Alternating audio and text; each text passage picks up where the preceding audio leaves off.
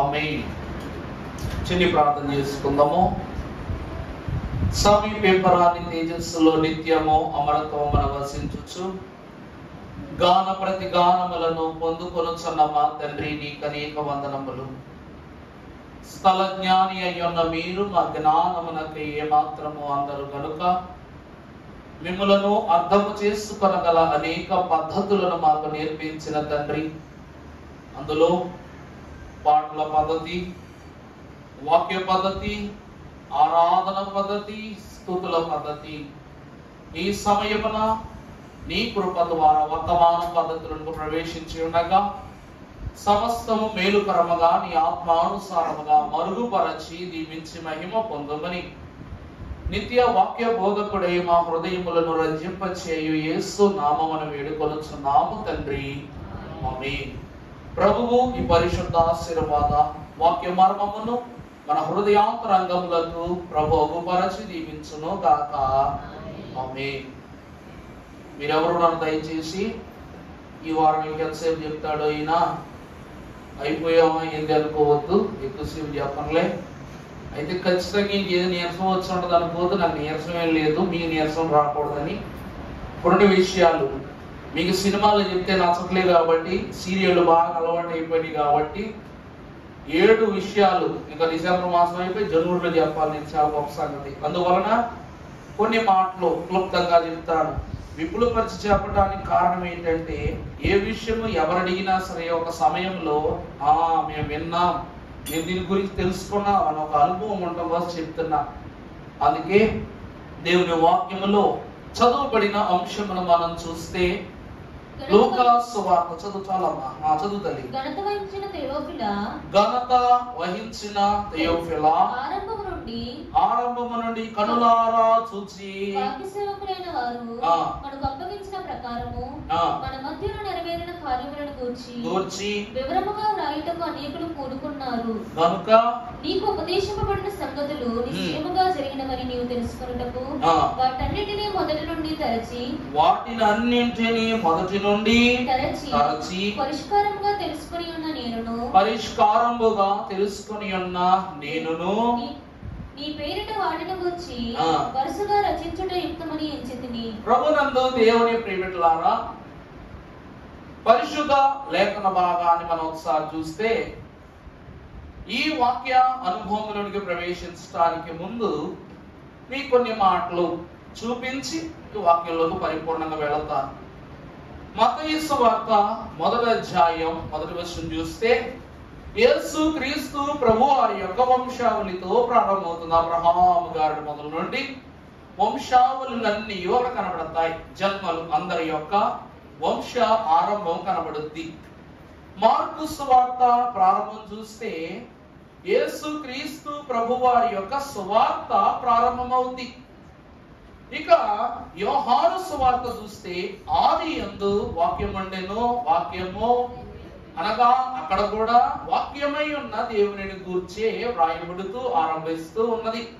కానీ లూకా సువార్తను మనం చూస్తే యేసు క్రీస్తు ప్రభు వారిని గూర్చి అక్కడ ప్రారంభములో కనబడదు.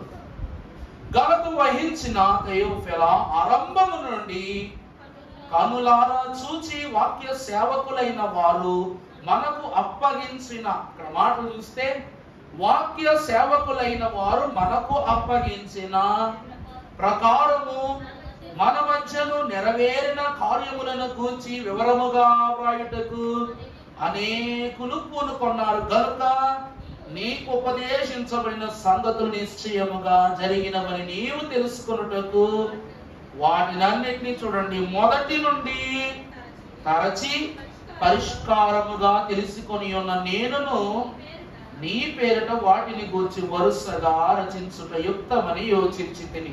ఇక్కడ యేసు ప్రభు వారి మాటలు ఏమైనా కనబడ్డాయా? మీకు కనబడ్డాయా? ఘనత వహించిన థెయోఫిలా అనగా దేవుని యొక్క యాజకులు. ఆ యాజకులైన వారు, సేవకులైన వారు ఆ కాలము మొదలుకొని పరిపూర్ణ కాలమైన నేటి వరకు అనగా నా వరకు ఏ నిగూఢ సత్య సంగతులను వారు అగుపరచి ఉన్నారో వాటిని మనము మొదటి నుండి ఇప్పటి వరకు పొల్లు పోకుండా రాస్తూ మనము దేవునిని బట్టి అనగా యాజకులైన వారి నిమిత్తము తప్పక ఈ నియమ నిబంధనలు రాయాలని వాక్యం తెలియజేస్తుంది. తెలియజేసిన పిదప ఆరంభమైన మొదటి విషయం ఏమనగా జకర్యా అనగా చదువమ్మా యోదయా. రాజైన హేరోదు దినములలో అబీయా తరగతిలో ఉన్న జకర్యా అనే ఒక యాజకుడు ఉండెను. అబీయా తరగతిలోనున్న జకర్యా అనే యాజకుడు ఒక యాజకుడు ఉండెను. అతని భార్య అహరోను కుమార్తెలలో ఒకతే. ఆమె పేరు ఎలిజబెతు. చాలండి. ప్రారంభము ఎవరితో ప్రారంభమవుతుందంట? అబీయా తరగతిలో ఉన్న యాజకుడగు జకర్యాతో ఈ పరిశుద్ధ సువార్త ప్రారంభమవుతూ ఉంది.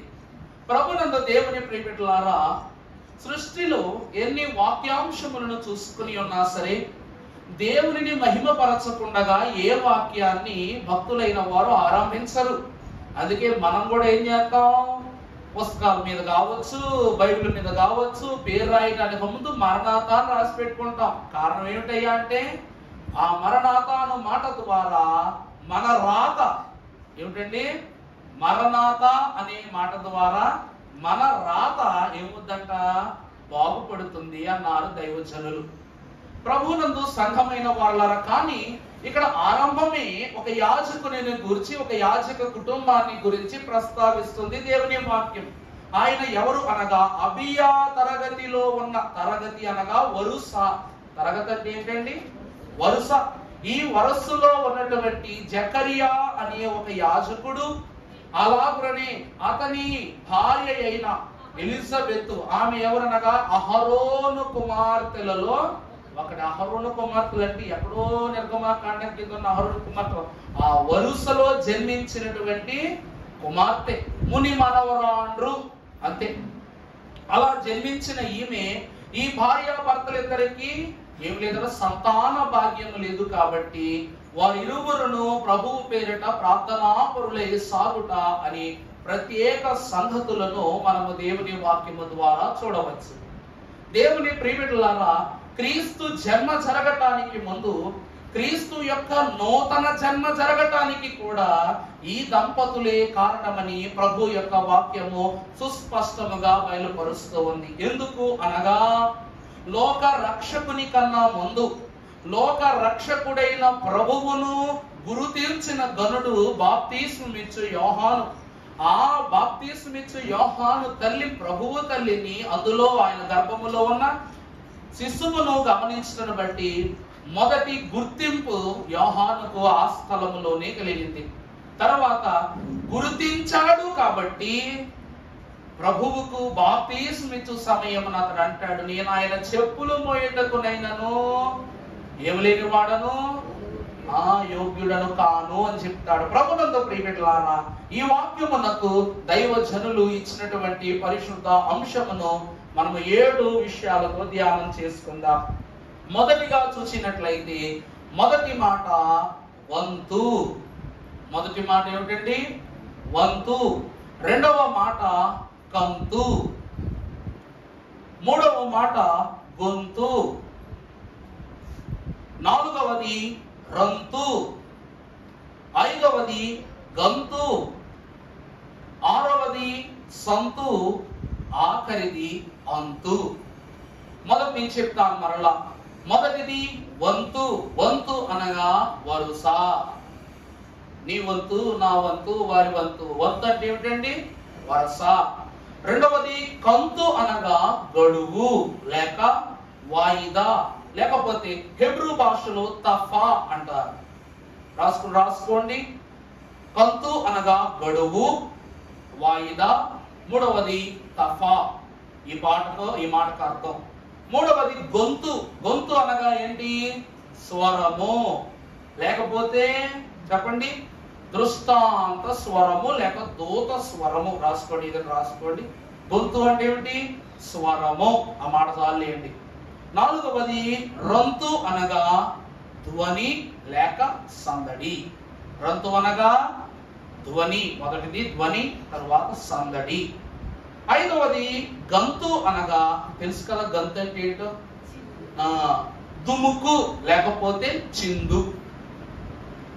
ఆరవది తర్వాత చూస్తే సంతు అనగా సంతతి. సంతు అనగా సంతతి, సంతానం. బాగా అర్థం కావాలంటే. 7వది అంతు అనగా ముగింపు. అంతు అంటే ఏమిటండి? ముగింపు. ఈ 7 విషయాల గురించి ఇప్పుడు మాట్లాడుకుందామా, ఎపిసోడ్గా మాట్లాడుకుందామా? ఈయన అడిగాడంటే ఏదో పెడతాడు తినుపు. సరేలే, ఎంతవరకు అయితే అంతవరకు. ఒక 45 నిమిషాలు నాకు డిస్టర్బ్ చేయకండి, డిస్టర్బ్ చేయండి. మొదటిగా దేవుని వాక్యం మనకు గమనించినట్లయితే, యూదయ దేశపు నందు రాజైన హేరోదు దినములలో అబియా తరగతిలో ఉన్న జకర్యావను ఒక యాజకుడు ఉండెను. అతని భార్య అహరోను కుమార్తెలలో ఒకటి. ప్రభునందు దేవుని ప్రియబిడ్డలారా, ఇప్పుడు పరిశుద్ధ వాక్యాన్ని చదువుకున్నట్లయితే 8వ వచనం చదువమా. జకర్యా తన తరగతి క్రమము చొప్పున దేవుని ఎదుట యాజక ధర్మము జరిగించుండగా యాజక మర్యాద చొప్పున వెళ్ళి ధూపము వేయుటకు అతనికి వంతు వచ్చెను. ప్రభునందు ప్రియబిడ్డలారా, మొదటిగా చూసినట్లయితే యాజక ధర్మము చొప్పున ప్రభువు ఆలయములో ధూపము వేయుటకు అతనికి ఏమొచ్చెను? వంతు వచ్చెను. ప్రభునందు సంఘమా, మొదటిది వంతు అనగా వరుస. ప్రభు యొక్క వాక్యాన్ని బట్టి మనం చూస్తే వంతు, యాజక ధర్మం. ఇతను ఒక యాజకుడు, ఇతని వంతు వచ్చింది అంటే ముందుకో యాజకుడు ఉన్నాడని అర్థమే కదా. ఇతను వంతు వచ్చినట్టు ముందు ఎవరున్నట్టు? ఇంకొక యాజకుడు ఉన్నట్లే. ఇలాగ దేవుని వాక్యాన్ని బట్టి చూస్తే ఇశ్రాయేలు ప్రజలందరికీ ఎంతమంది యాజకులు ఉన్నారు చెప్పడమ్మా? ఇశ్రాయేలు వంశమునకు మొత్తం ఎంతమంది యాజకులు ఉన్నారు? ఏమండి? మోషే యాజకుడు కాదు కదా, అహరోను ఒక్కడే. అహరోను అతని కుమారులను అనగా వంశావళంతటికి ఒకరే యాజకులైతే, కాలక్రమేణా జకర్యా కాలములోనికి వచ్చేసరికి ఆ వంతులు ఏమైపోయినాయట? ఒకరి నుండి 24 వంతులుగా యాజకులు ప్రబలిపోయారట. కారణం ఎందుకు అంటే, ప్రభునందు ప్రియబిడ్డలారా, ఒక వచనాన్ని మీకు చూపిస్తాను. లేవి కాండము, క్షమించాలి, మొదటి దినవృత్తాంతముల గ్రంథం 24వ అధ్యాయము 18వ వచనమును మీరు ఒకసారి చూసినట్లయితే, 23వది జలలియాకు,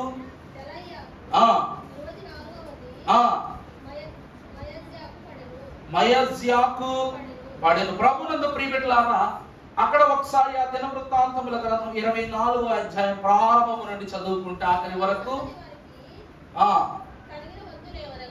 అమ్మా చదువమ్మా. ఎన్ని వచ్చిన అది మొదటి నుంచి చదవనా? చదువు. కలిగిన వంతులేమనగా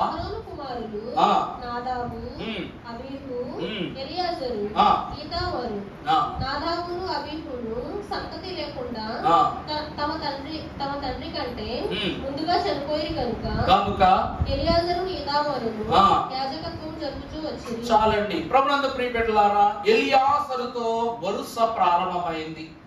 అలా ప్రారంభమైన అహరోను వంశీకుల యొక్క స్వాస్థ్యం ఏదైతే ఉందో అది పెరిగి పెరిగి పెరిగి పెరిగి ఇశ్రాయేలు జనాల యొక్క భారము ఒక యాజకుడు భుజం మీద వేసుకున్నంత ఘోరమైన పరిస్థితి చేసిందంట. ఎందుకంటే అప్పుడు ఇశ్రాయేలు ప్రజలు లక్షలుగా ఉన్నారు. కానీ కాలక్రమేణా ఇశ్రాయేలు ప్రజలు ఎలా ప్రబలిపోయారు? కోట్లుగా ప్రబలిపోయారు. విస్తారమైన యుద్ధాలతో, విస్తారమైనటువంటి సంతానముతో వారు నిత్యము వెలిగిపోతున్నారు.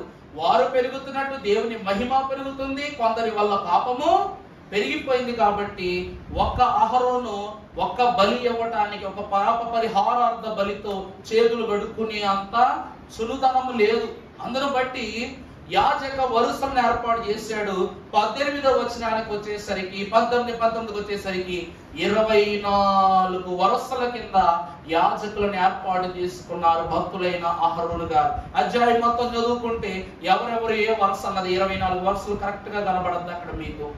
ప్రభునందు దేవుని ప్రియమిట్లారా, దైవజనులైన దేవదాసయ్య గారు అన్నారు, ఈరోజు ఆ వరుసలే మనం పాటిస్తున్నాం.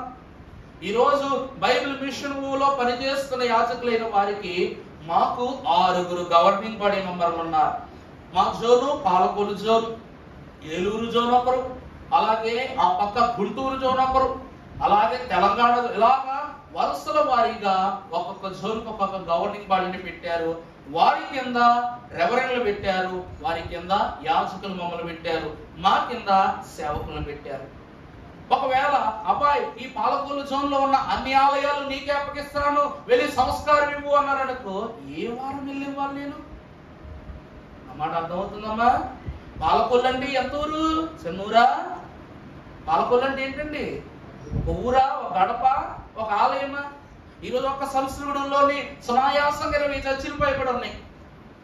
ఒక్క సంస్కృతం నేను కవర్ చేయగలను 20 చర్చిలు. రోజుకి 4 లెక్క వేసుకున్నా 4 వారాల్లో 20 అవుతాయా? 16 అవుతాయి. మిగిలిన 4 అలా పై వారం. అలాగునడా ప్రభు ఏం చేస్తూ ఉన్నారంటే, అహరోను తన ధర్మము చొప్పున, తన జ్ఞానము చొప్పున దేవుని ఎదుట ప్రభు ఎదుట ప్రార్థన చేయగా, గోత్రమునకు ఒక యాజకుడు చొప్పున గోత్రనామకర్తలైన వారి నిమిత్తం యాజకులను ఏర్పాటు చేశాడు. మరి 24 వరుసలుగా దైగారు అనగానే యాకోబు సంతతి 12 గోత్రాలుగా ప్రబలినట్లు, క్రీస్తు కాలము తరువాత ప్రధానులని, శాస్త్రులని, పరిసయ్యులని, సొంకరి వారని, ఉత్తదారులని, ఇలా వారందరూ కూడా ఏం చేసేవారు చెప్పండి? వారి వరుస క్రమాన్ని ఏర్పాటు చేసుకున్నారు. అందుకే ఈ వరుసలన్నిటికీ మీ తక్కిన 12 మంది శిష్యులను, అటు పెద్దలకును ఇటు శిష్యులకును 24 సింహాసనాలు ఏర్పాటు చేసుకున్నారు ప్రభు పరలోకంలో. ప్రభునందు ప్రియబిడ్డలారా, ఈ సమయమున మహాభక్తుడుగా చెప్పబడుతున్న ఈ జకరియా గారి యొక్క వరుస రాగానగా వంతు రాగానే ఆయన యాజక ధర్మాన్ని పాటిస్తున్నారు. ఇక్కడ మీ కింద చెప్పా, ప్రతి సువార్తలోనూ ప్రభు మాటతోనే ప్రారంభం ఉంది, కానీ ఇక్కడ జకరియా మహాభక్తునితోనే ఈ అధ్యాయము, ఈ పాఠ్య సువార్త ప్రారంభం అవడానికి కారణం ఏంటనగా, ఒక వచనాన్ని మీరు చూసినట్లయితే పరిశుద్ధ గ్రంథములో నుండి మలాకి గ్రంథం 4వ అధ్యాయం 5వ వచనం మనం చదువుకుందాం. యెహోవా నియమించిన భయంకరమైన ఆ మహా దినము రాకమునుపు నేను ప్రవక్తయగు ఎలియాను, ప్రవక్త అయిన ఏలియాను, ఏం చదువుతున్నా? 4:5 చదువు కండి. ఓకే. ప్రవక్త అయిన ఏలియాను మీ యొద్దకు పంపుదును, నేను వచ్చి దేశమును శపించకుండునట్లు అతడి తండ్రుల హృదయములను, పిల్లల తట్టును, పిల్లల హృదయములను తండ్రుల తట్టు అక్కడ తిప్పును. ఇక్కడ ఈ వాక్యాన్ని మీరు గమనించినట్లయితే ప్రియబిడ్డలారా, ఇక్కడ ప్రభు ఆ మహాదినము వచ్చినప్పుడు నేను ఎవరు పంపిస్తాను? ఏలియాను పంపిస్తాను అని ఆఖరి ప్రవక్త, పాత నిబంధనలో ఉన్న ఆఖరి ప్రవక్త అయిన మలాకి రాశారు ఆఖరి వచనాలు కదా. ఇక్కడ ముగిసిపోయిన యాజక ధర్మం మళ్ళా ఎక్కడ మొదలైందో తెలుసా? జకరియా దగ్గరే మొదలైంది అన్నమాట. నా తర్వాత ఇంకెవరైనా యాజకులు కనబడతారా మనకి? తర్వాత సువార్తల్లో ఏ యాజకులు కనబడరు. ఎవరు కనబడతారు? భక్తుడైన జకరియా గారే. అనగా లూకా సువార్త 1వ అధ్యాయము 5వ వచనములో కనబడే మాట ఇక్కడ 4వ అధ్యాయం 5తో ముగించబడిన మాటకు మధ్య ఎన్ని సంవత్సరాలు విధి అనగా 400 సంవత్సరాలు మధ్యలో గ్యాప్ వచ్చిందన్నమాట. ఎందుకనగా దేవుని ప్రియబిడ్డలారా, భక్తులైన వారు తెలియజేస్తున్నారు, ఇశ్రాయేలీయులైన వారిని ఐగుప్తులు ఎన్ని సంవత్సరాలు వేదన పెట్టారు చెప్పండమ్మా? 400 సంవత్సరాలు. అంటే విశ్వాసి యొక్క ఆత్మ ఘోష ప్రభువుకు వినపడడానికి పట్టిన సమయము 400 సంవత్సరాలు. అలాగునని మలాకి గ్రంథము తరువాత సంపూర్ణమైన చీకటి లోకములో చోటు చేసుకుంది క్రీస్తు ప్రభు రావడానికి ముందు. అక్కడ నుండి మరలా ప్రభు జన్మ కార్యము జరుగు వరకు పట్టిన సమయం ఎంత? విశ్వాసి ప్రభువా ప్రభువా ప్రభువా అని అరవడానికి పట్టిన సమయం ఎంత అండి? చెప్పండి అమ్మా. 400 సంవత్సరాలు. ప్రభువు ఎక్కడైనా ఆయన ఎవరనగా సమాధానకర్తయ్య అధిపతి కాబట్టి ఇశ్రాయేలుకో తీర్పు నీకో తీర్పు తీరుస్తారనుకోవద్దు. వారి తీర్పు ఎట్లుండునో నీ తీర్పును అట్లే ఉండును. వాని క్రియ చప్పున వానికి ఇచ్చే జీతం ఉంటుంది అక్కడ. అలాగని అక్కడ యాజకుడితో ముగిసిపోయిన పాత నిబంధన మరలా జకరియా ద్వారానే ప్రారంభమవుతుంది. పురి పునాది వేసిన వాడు. అందుకే ఎంత ప్రత్యేకంగా వాక్యంలో రాశారు చూసారా? అహరోను కుమార్తె అయిన ఎలిజబెత్. ఆమె ఎవరో? ఆది కాండంలో ఇశ్రాయేలీయులకు ప్రారంభ యాజకుడు ఎవరు? అహరోను. అందుకే ఆ అహరోను యాజకుడు ప్రారంభ యాజకుడు కాబట్టి క్రొత్త నిబంధన ప్రారంభ యాజకుడు కూడా ఎవరు? అహరోను యొక్క అల్లుడైన జకరియా. అహరోను కుమార్తె అని అంత క్లుప్తంగా రాశారు చూసారు అక్కడ. దేవుని ప్రియబిడ్డలారా, పరిశుద్ధ వాక్యములో జకరియా అను మాటకు అర్థము యెహోవా జ్ఞాపకము చేసుకొనును. ఏమిటండి? రాసుకునేవారు. జకరియా అనగా యెహోవా జ్ఞాపకము చేసుకొనును. రెండవదిగా ఎలిజబెత్ అను మాటకు అర్థము దేవుని వాగ్దానము లేక దేవుని ప్రధానము. దేవుని వాగ్దానము లేక దేవుని ప్రధానము అనగా వీరు ఇరువురు ఎవరై ఉన్నారు అనగా మొదటి వారు జకరియా మహాభక్తుడు తన వంతు చొప్పున దేవునికి ఏం చేస్తున్నాడు? తన యొక్క పరిచర్య తను చేస్తున్నాడు. పరిచర్య చేస్తూ చేస్తూ చేస్తూ ఏం చేస్తున్నాడంట? ప్రభువుకు ఏ విషయము వారికి సంతానం లేదు, దాని గురించి దుఃఖించట్లేదు, కానీ దేవుని యొక్క వాగ్దాత క్రియలను సక్రమంగా జరిగిస్తూ ప్రభు నామమును గణపరుస్తున్నాడు ఈ మహాభక్తుడు. అందును బట్టి దేవుని ప్రియబిడ్డలారా, ఆ తలంపును బట్టి యెహోవా జకరియాని ఏం చేసుకున్నారంట? జ్ఞాపకం చేసుకున్నారంట. జ్ఞాపకము చేసుకున్నారు కాబట్టి తన వంతు క్రమము తను జరిగించుచుండగా వెంటనే ఏమిటంట? కంతు అనగా గడువు. ఈ అహరోను వరుసలు కూడా చూడండి. ఇప్పుడు ఇష్టానుసారంగా నా తర్వాత నువ్వెళ్ళు, నా తర్వాత నువ్వెళ్ళు, నా తర్వాత నువ్వెళ్ళు కాదు. ఇక్కడ కూడా వరుస అనేది ఎలా నిర్ణయిస్తారనగా చీట్లు వేసి నిర్ణయిస్తారు. వరుస ఎలా నిర్ణయిస్తారండి? చీట్లు వేసి నిర్ణయిస్తారన్నమాట. బైబిల్ మిషన్ వారు ఈ రోజైతే సీనియారిటీని బట్టి బైబిల్ మిషన్ లో వాక్యాలు ఇస్తారు, మహోత్సవాల్లో వాక్యం ఇస్తారు. కానీ ఆ కాలంలో తాతగారు ఉన్న కాలంలో అనుకోండి, వాక్యము ఎవరు చెప్పాలో వారందరూ బాగా ప్రార్థన చేసుకుని వాక్య వర్తమానికుల పేరు నేను చెప్తానని అన్నప్పుడు మనకున్నాయి కొద్దిగా ఇన్ని వాక్యాలే చెప్పాలి. చెప్పేవారేమో నేను చెప్తానంట. అందరూ అనుభవజ్ఞులే. మరి ఎవరికి మనం ఏం చేయలేము? ద్రోహం చేయలేము. వారు గొప్ప వీరు గొప్ప కాదన్నట్లు కాకుండా ప్రార్థనాపూర్వకంగా అందరి పేర్లు చీటి మీద రాసి అందరూ ప్రార్థన చేసుకొని చీట్లు వేసి ఇన్ని చీటీలను తీసి పక్కన పెట్టి వాటిని తీసి చూస్తే ఎవరి పేరు వస్తుందో వారే వర్తమానికులు వరుసలోకి వెళ్ళేవారు. ఇది ఇప్పటి ఆనవాయితీ కాదు, ఏనాడో దేవుడు ఏర్పరచుకున్న ఆనవాయితీ. అలాగని జకరియా వంతు రాగా అనగా జకరియా కూడా ఆ రోజు ఏం పడింది? తన పేరు చీటీలో వచ్చింది. ఎందుకు అనగా వాక్యంలో చూద్దాం. సామెతల గ్రంథము 16వ అధ్యాయము 33వ వచనం మనం ఒకసారి చదువుకున్నప్పుడు, చీట్లు ఒడిలో వేయబడును, వాటి వల్లనే తీర్పు. చీట్లు ఒడిలో వేయబడును, ఆ పిదప తీర్పు ఎవరి వశం? యెహోవా వశం. అనగా నువ్వే వెళ్ళాలి, నువ్వే యాజక ధర్మం చెయ్యాలి అనే నిర్ణయం ఎవరికి చెప్పండి? యెహోవాదే.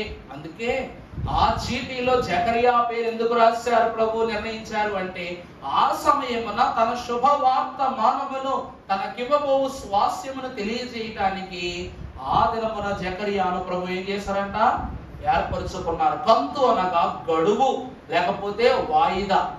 ఇంతమందిని దాటించి ఆ సమయానికే ప్రభువు తీసుకొచ్చి ఇవ్వడానికి గల కారణం ఏమిటి అనగా ప్రభువు తనకు ఆ సమయమున తీర్పు తీర్చనై ఉన్నారు. అంత మాత్రమే కాక 18వ అధ్యాయం సామెతల గ్రంథం 18వ వచనంలో కూడా చూస్తే మరో మాట రాస్తున్నారు. చీట్లు వేయుట చేత వివాదములు మానును, అది పరాక్రమశాలులను సమాధానపరచును. చూసారా?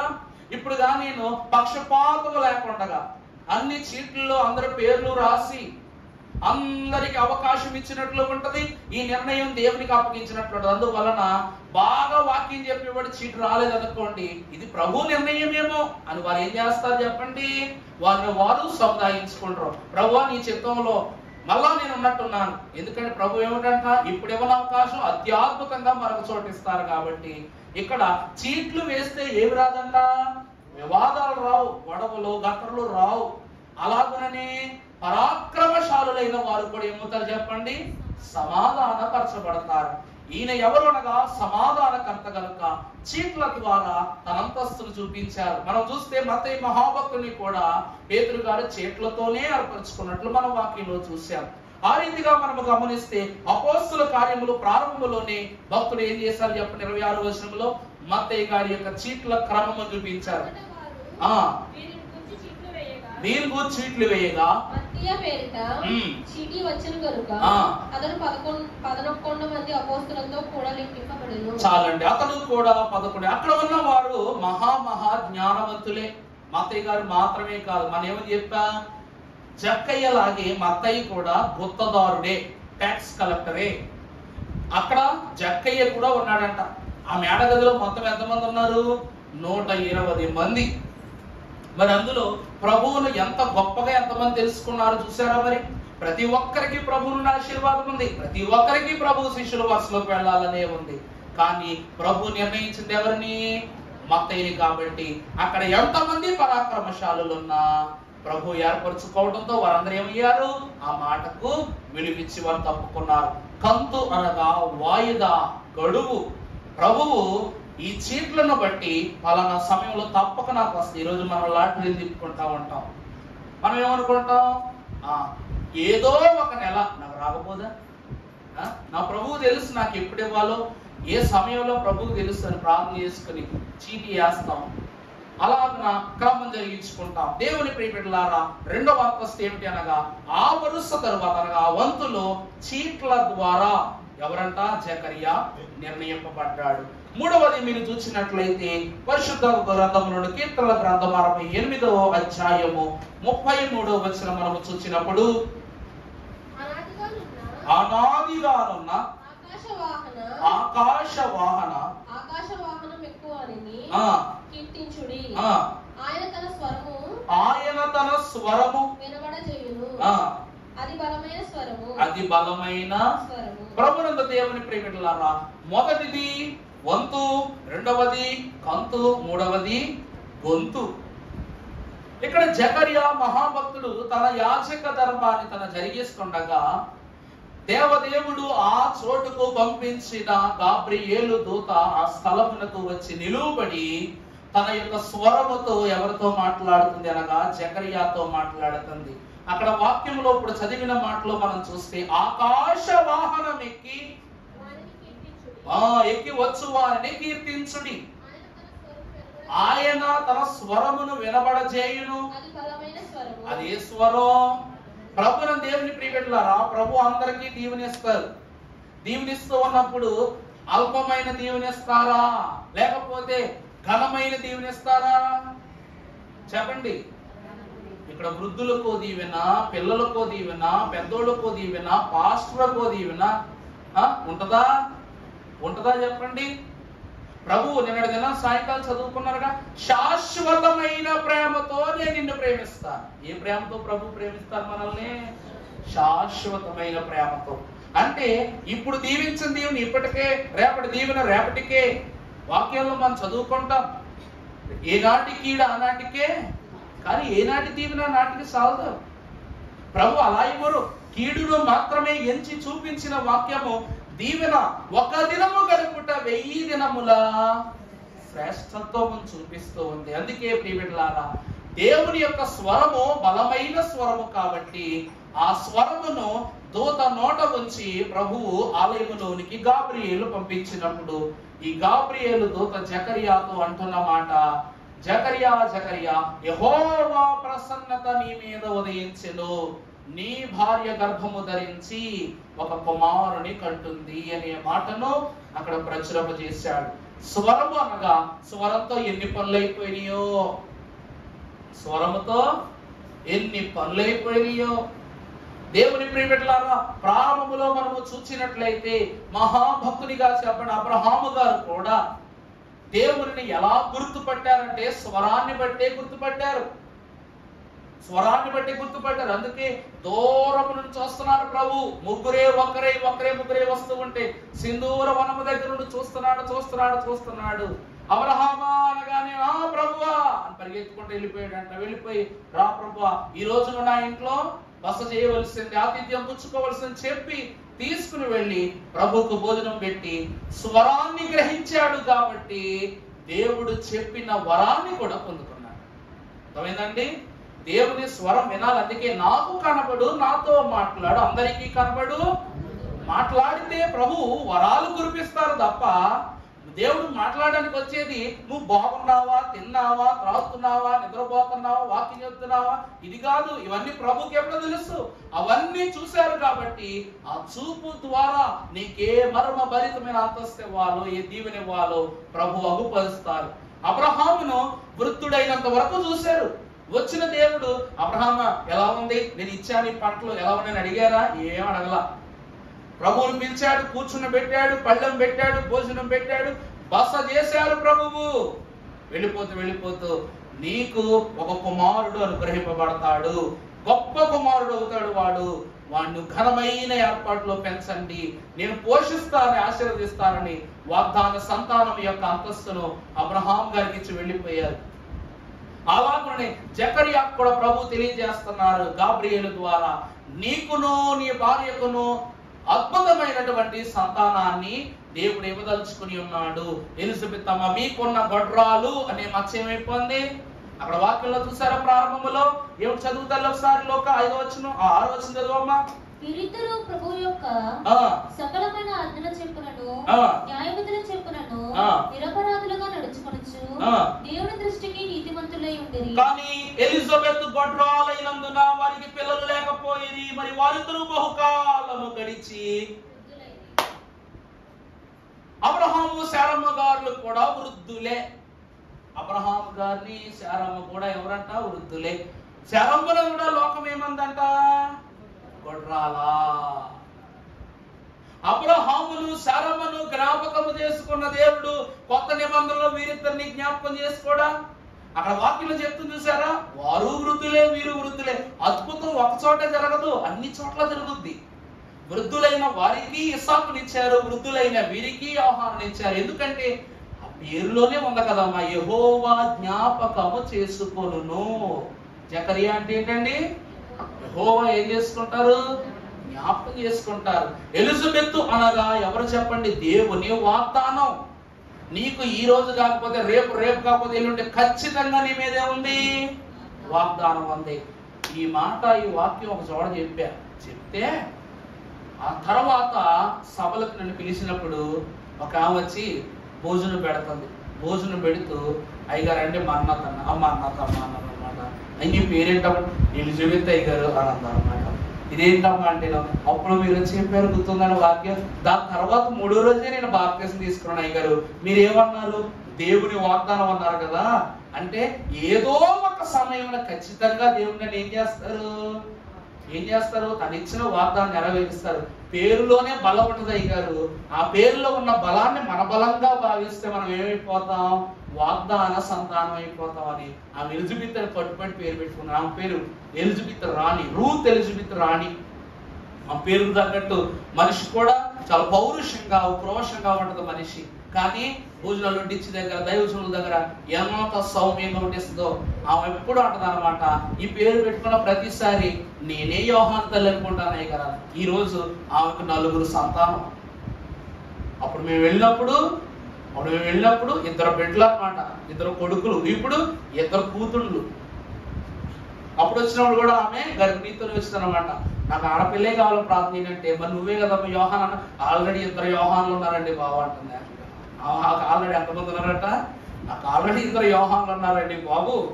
ఇప్పుడు యోహాను అంతస్తు ఉన్నాడు, ప్రభు అంతస్తు ఉన్నటువంటి 2 బిడ్డలు కావాలని, 2 ఆడపిల్లలు కావాలని చెప్పి 2 ఆడపిల్లలు పుట్టారు. ప్రభునందు ప్రియబిడ్డలారా, ఎందుకంటే ఎలిజబెత్ అనగా యెహోవా జ్ఞాపకం చేసుకోను. మనం ఈరోజు పేర్లు ఏయో పెట్టుకుంటాం. అంటాడు, అప్పుడు ఆ పేరు పలకడం ఆడికి రాదు, నాకు రాదు. మరి ఏం చేస్తాం? మాస్టర్ గారు పెట్టకపోతేనే ఫీల్ అవుతారు. మరి ఏం చేస్తాం? పెడతాం. అని పిలిచిన ప్రతిసారి ఈ పేరు నేనే పెట్టానా అని పెట్టుతారు అనమాట. అందువల్ల ప్రియపెట్టారా, పేరు పెట్టే ముందు జపనీస్ లేకపోతే ఆస్ట్రేలియా లేకపోతే యూరప్ ఇలాంటి పేర్లు చూడకుండా కాస్త ప్రత్యేకంగా పరిశుద్ధంగా ఉన్న పేర్లు చూసి పెట్టుకోవాలి. ఎందుకంటే పేరులో సగం ఆశీర్వాదం. ఎందుకంటే యోహాను అని పిలిచారనుకో, దాని అర్థం ఏంటి చెప్పండి? యోహాను అంటే ఏంటి? దేవుని కృప, యెహోవా యొక్క కృప. అలా పిలిచిన ప్రతిసారి యెహోవా యొక్క కృప జ్ఞాపకం అవుతున్నట్లే కదా. ఎలిజబెత్ అని పిలిచినప్పుడు అంతే, దేవుని వాగ్దానం జరుగుతున్నట్లే. జకర్యాను పిలిచినప్పుడు కూడా అంతే, దేవుడు జ్ఞాపకం చేసిన అంతే. నీ పేరులో దేవుని యొక్క స్వాస్థ్యం, సందేశం, దీవెన ఉండాలి. దేవుని ప్రియబిడ్డలారా, ఆ రీతిగా ఉన్నట్లుగా ప్రభు వారు జ్ఞాపకం చేసుకున్నారు. దేవుడు వాగ్దానం ఇచ్చినట్లుగా యెహోవా యొక్క కృప చొప్పున యోహాను వారికి అందించారు. యోహాను అనగా యెహోవా యొక్క కృప. ఇలాగున గొంతు ఒక స్వరము వారికి వినబడి ఏమైందంట? యోహానును ఆశీర్వదించిందంట. ఇలా 3 అంతస్తులను భక్తులైనటువంటి యోహాను గారు పొందుకున్నారు. ముగించేద్దామా?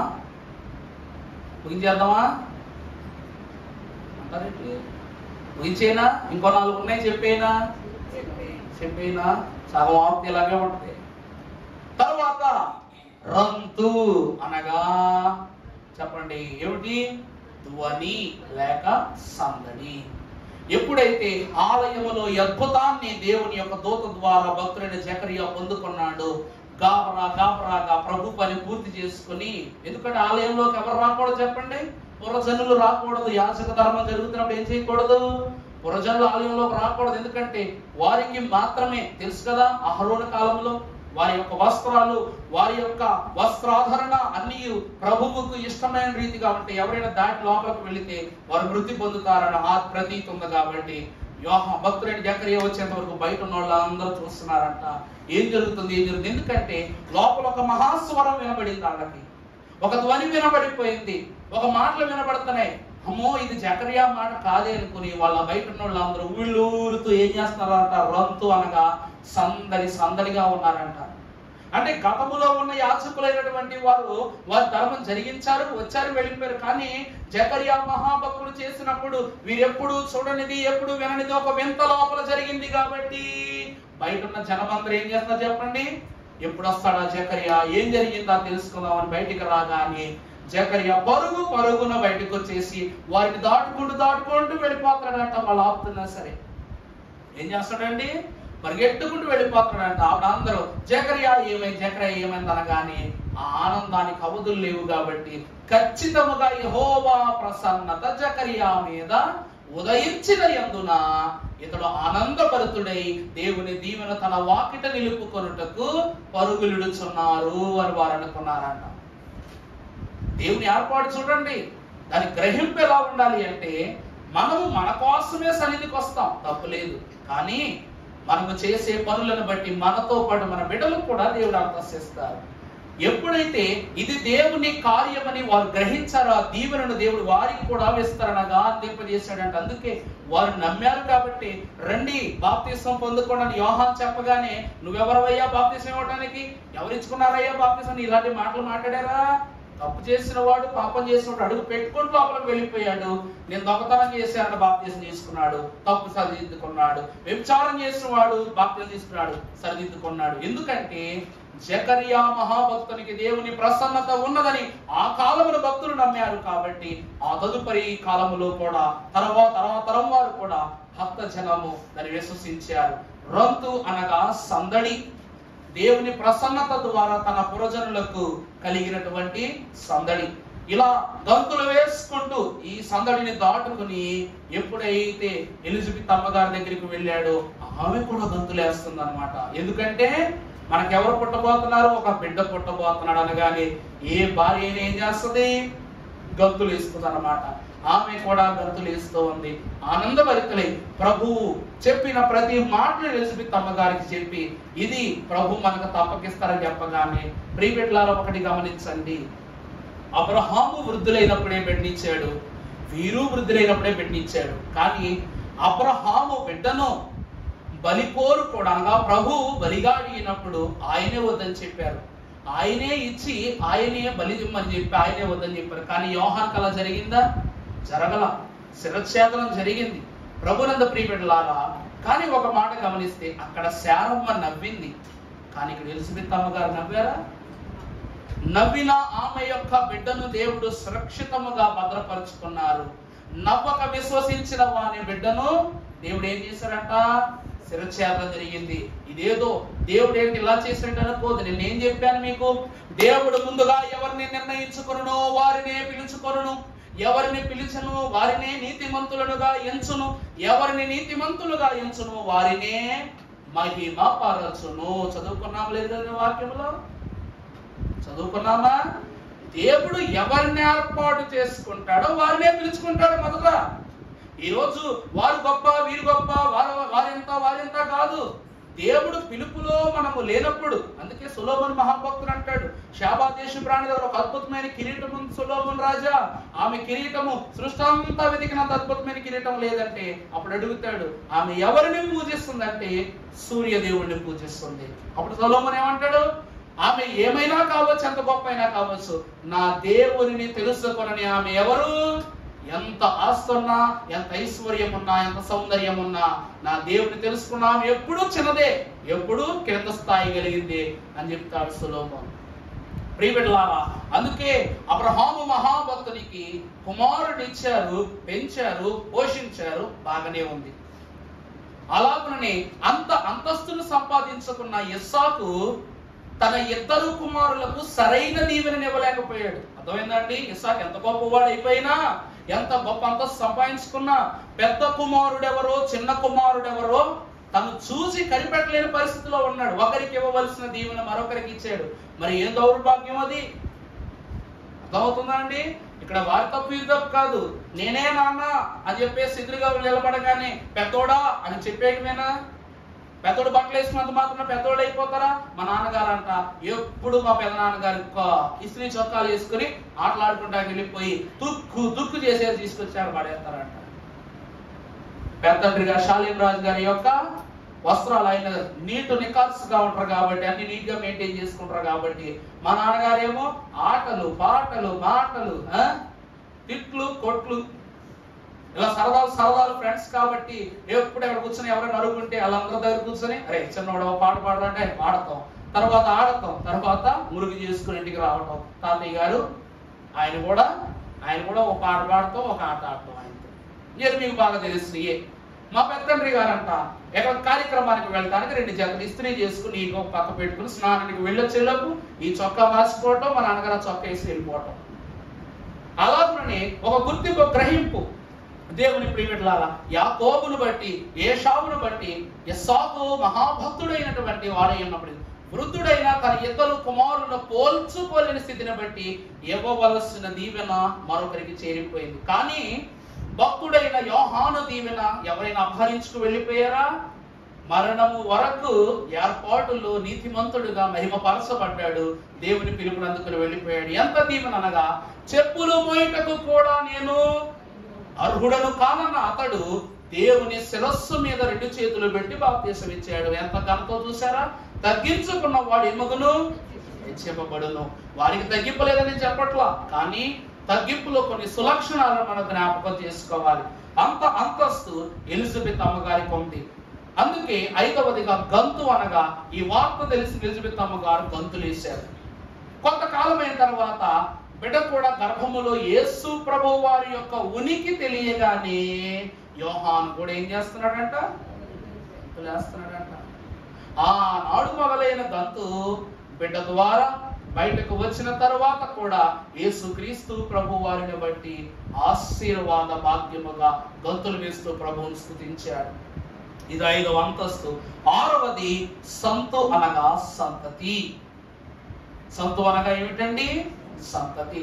నా ప్రభువు తల్లి నా యొద్దకు వచ్చుట నాకు ఎలాగూ ప్రాప్తించెను. ప్రభునందు దేవుని ప్రియబిడ్డలారా, గర్భిణీగా ఉన్నప్పుడు నిండు చూలాలుగా ఉన్నప్పుడు తల్లులైన వారు మాట్లాడుకునే ప్రతి మాట బిడ్డలు వింటారట. వింటున్న బిడ్డలైనటువంటి వారు స్పందిస్తారట.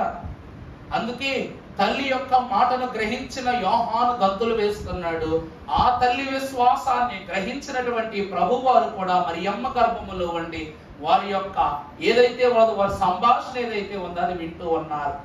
అందుకే సంతానమైన తదుపరి కూడా యోహాను ప్రభువుకి ఇష్టుడై ప్రభు ఆశీర్వాదంలో బ్రతుకుతున్నాడు. ప్రభునందు ప్రియమిత్రులారా, ఎంతో మంది ప్రవక్తలు ఉన్నారు, రొట్టెలు తిన్నారు, అవి తిన్నారు, ఇవి తిన్నారు. కానీ యోహాను గారి ఆహారం ఏంటి చెప్పండి? అడవి తేనె, రెండవది మిడతలు. ఏమిటంట? అడవి తేనె, మిడతలు. ఎందుకో నన్ను అడగబాకండి, ఎందుకంటే ఎక్కడ మాకు ఇంకా ప్రస్తుతం నేర్పించలా. కానీ తేనె దేనికి సాదృశ్యం అనగా ప్రభు యొక్క మాధుర్యమునకు సాదృశ్యం.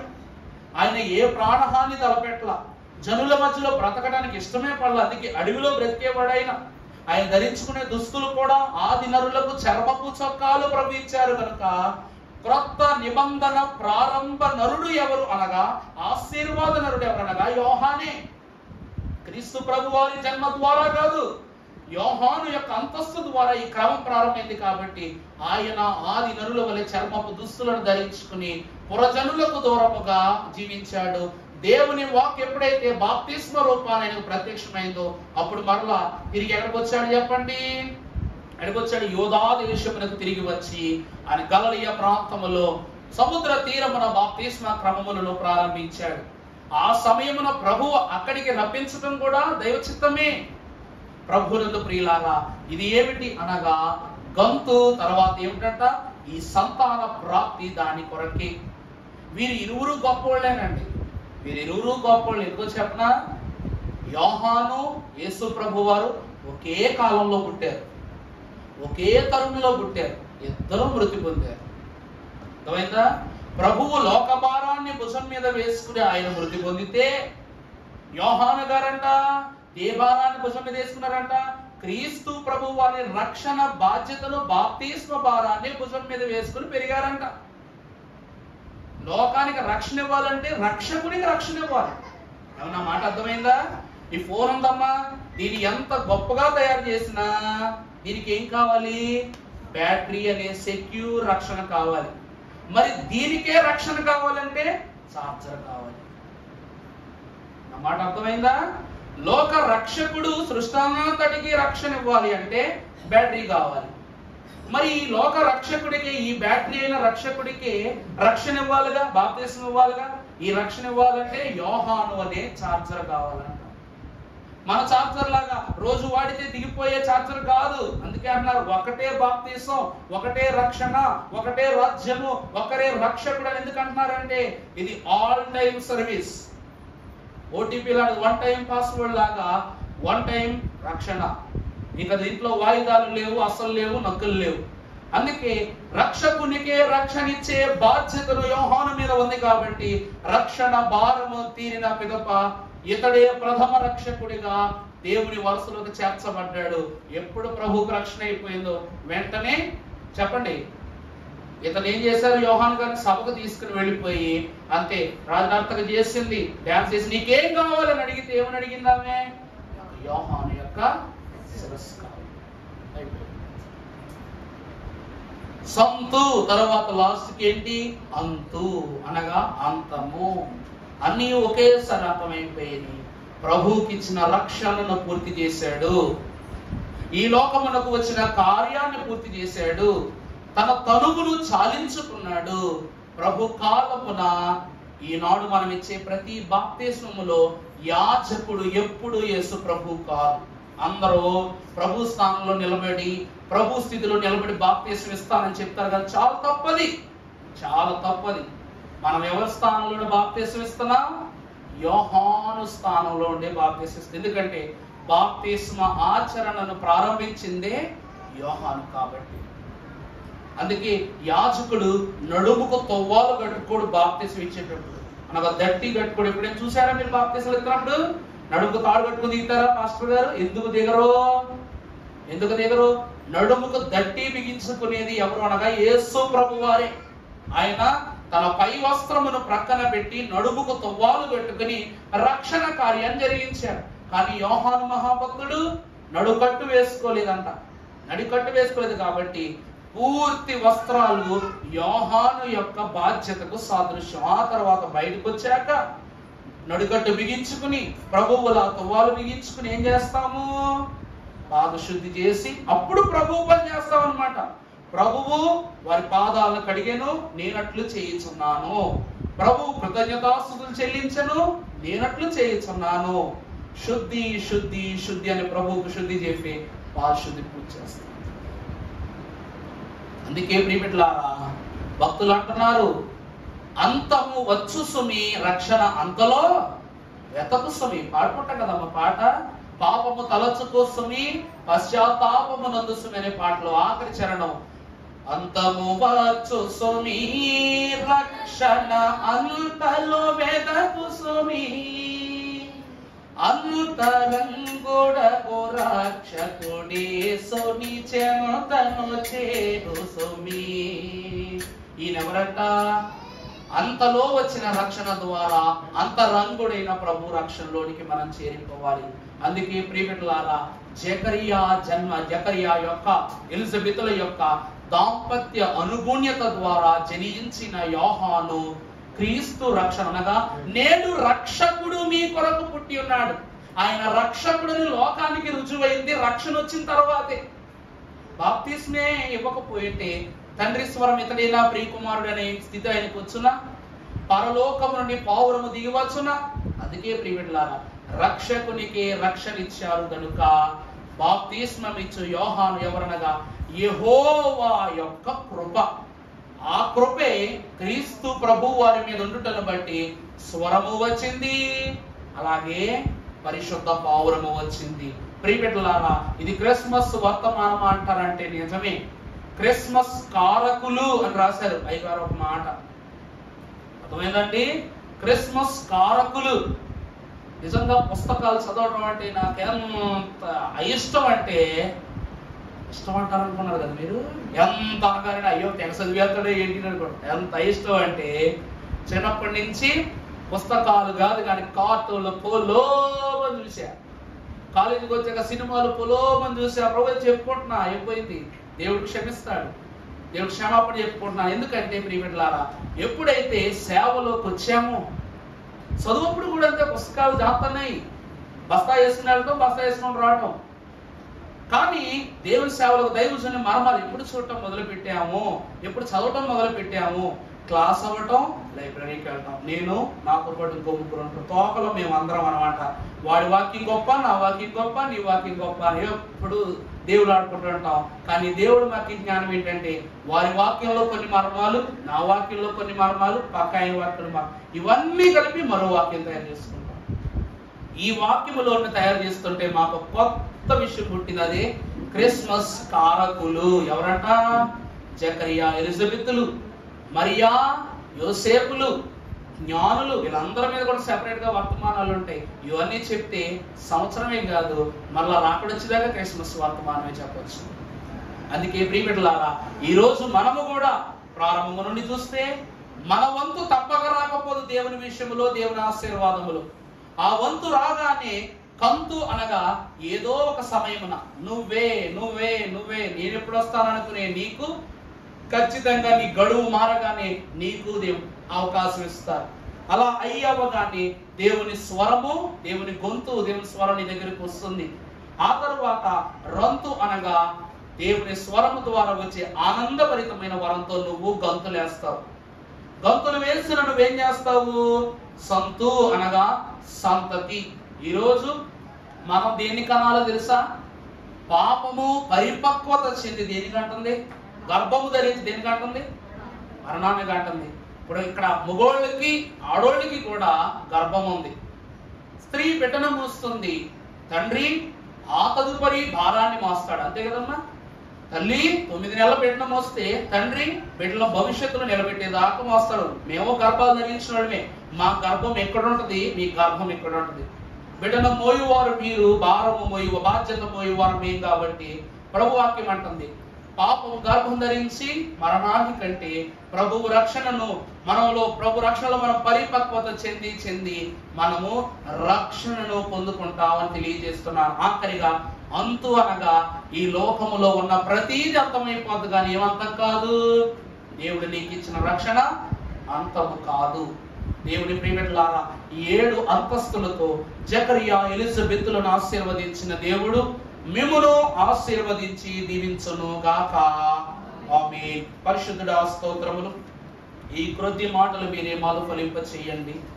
సర్వోన్నతులకు మీరు నీ దాసుడను నేను నిలిచి ఉండగా నాతో మాట్లాడిన దేవా, రక్షణ అందించిన దేవా, రక్షకుడమైన దేవా, విన్న నీ బిడల యొక్క హృదయములో ఈ మహాభక్తుల యొక్క ఇహ చరిత్రను స్థిరపరచి క్రిస్మస్ కాంతుల యొక్క మహామహిమానుభవంలోనికి ప్రవేశపెట్టి దీవించి మహిమ పొందుమని సర్వకార్య నిర్వికారకుడై మేలైన క్రియలతో మమ్మల్ని అందరిని అలంకరింపచేయు కాంతిమయుడైన యేసు నామమున వేడుకొనుచున్నాము తండ్రి. ఆమేన్. అందరికీ మరొకసారి ప్రత్యేకమైన మరణాత మరణాత. ఈ సమయమున కాన్సార్పణ జరిగించుకుందాము. తదుపరి సాక్ష్యములు ముగింపు.